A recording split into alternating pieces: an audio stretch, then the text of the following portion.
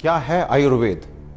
आपके किचन में रखे हुए कुछ गरम मसाले, या धोती कुर्ता और तिलक लगाकर पेड़ के नीचे दवाइयां बांटता हुआ कोई झोला छाप डॉक्टर, या आयुर्वेद के नाम पे सड़क के किनारे तंबू लगाकर दवाइयां बांटता हुआ एक पाखंडी, या बिना रिसर्च के लिखी गई कोई देहाती किताब?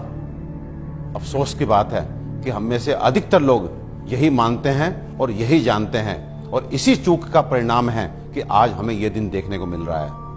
और साथ ही मैं आपको सचेत कर देना चाहता हूं कि अगर अब भी हम ना सुधरे, हम आयुर्वेद को नहीं जाने, नहीं पहचाने, तो मुझे नहीं मालूम कि आयुर्वेद का क्या होगा, लेकिन मानव जाति का पतन तो मैं निश्चित रूप से देख रहा हूं। और जो लोग मेरी इस बात से इत्तेफाक नहीं रखते, वो अपनी क्वालिटी ऑफ हेल्थ और क्वांटम ऑफ लाइफ को कंसीडर करें। साधनों के अभाव में हमारे बड़ों में से अधिकतर लोग 100 वर्ष की आयु तक पहुंचते थे। ये वो आयु है जिसकी आज हम साधन संपन्न होने के बावजूद भी कल्पना तक नहीं करते।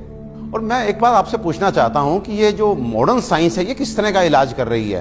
कि आपको यदि शुगर हो गया तो आप दवाई खाइए, कब तक? जिंदगी भर।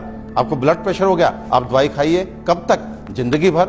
आपको थायराइड हो गया, आप दवाई खाइए, कब तक? जिंदगी भर। आपकी किडनी खराब हो गई, बदल दीजिए। आपका लिवर खराब हो गया, बदल दीजिए। आपको गांठ हो गई, काट डालिए। ये किस तरह की चिकित्सा है? और ये चिकित्सा नहीं, ये केवल सिम्टम्स को दबाना है, क्योंकि ये बाहर से आपको नॉर्मल रीडिंग देते हैं, शुगर ठीक है, ब्लड प्रेशर ठीक है, लेकिन अंदर बीमारी अपना काम कर रही है। 15 साल बाद आपकी किडनी खराब, किससे? शुगर से, ब्लड प्रेशर से।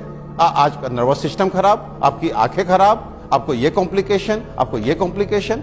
तो ये इलाज है या एलोपैथ का काला पर्दा?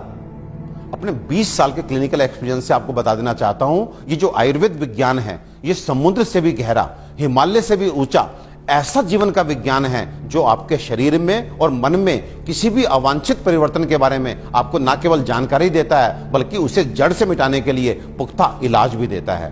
और मुझे एक बात समझ में नहीं आती, आप ऐसे विज्ञान को क्यों नहीं जानना चाहते जो आपको कभी शुगर, ब्लड प्रेशर, थायराइड और अनेक तरह की प्रॉब्लम्स आने ही ना दे।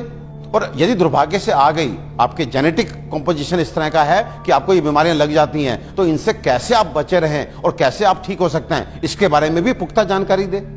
मित्रों, आयुर्वेद सबसे पहले स्वस्थ से स्वास्थ्य रक्षण के लिए आपको ऋतुओं के हिसाब से आपको क्या खाना चाहिए, क्या पीना चाहिए, किस तरह की जीवनचर्या आपकी होनी चाहिए, ये सब सिखाता है। और उसके बाद अनफॉर्चुनेटली यदि आप बीमार पड़ते हैं तो यहाँ पर लाखों दवाओं का वर्णन है, जिसमें आपकी काष्ठ औषधियां यानी कि जड़ी बूटियों से बनी औषधियां, आपके मिनरल्स यानी कि खनिजों से बनी औषधियां, रस औषधियां, इतनी सारी औषधियों का वर्णन है जो आपके उन बीमारियों के लिए भी आपको इलाज देती हैं, जिसमें आज का मॉडर्न साइंस जो है अपने हाथ खड़ा कर देता है। आज फैली किसी भी विषाणु जनित बीमारी के लिए वेंटिलेटर्स का इंतजाम मॉडर्न साइंस करता है। केवल किस लिए?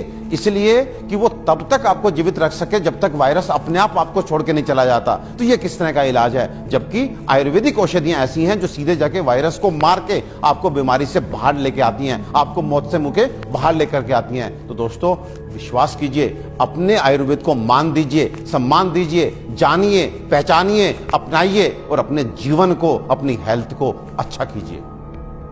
आयुर्वेद का इलाज ना तो धीमा है और ना ही लंबा, बल्कि यह रोगों को जड़ से खत्म करता है। आधुनिक सर्जरी दुनिया को आयुर्वेद की ही देन है। आचार्य सुश्रुत को सारा संसार निर्विवादित रूप से शल्य चिकित्सा का जनक मानता है।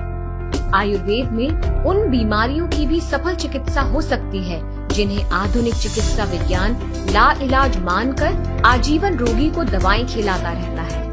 आयुर्वेद आपके और आपके बच्चों के लिए सुरक्षित है। आयुर्वेद अपनाएं और रोग मुक्त जीवन पाएं।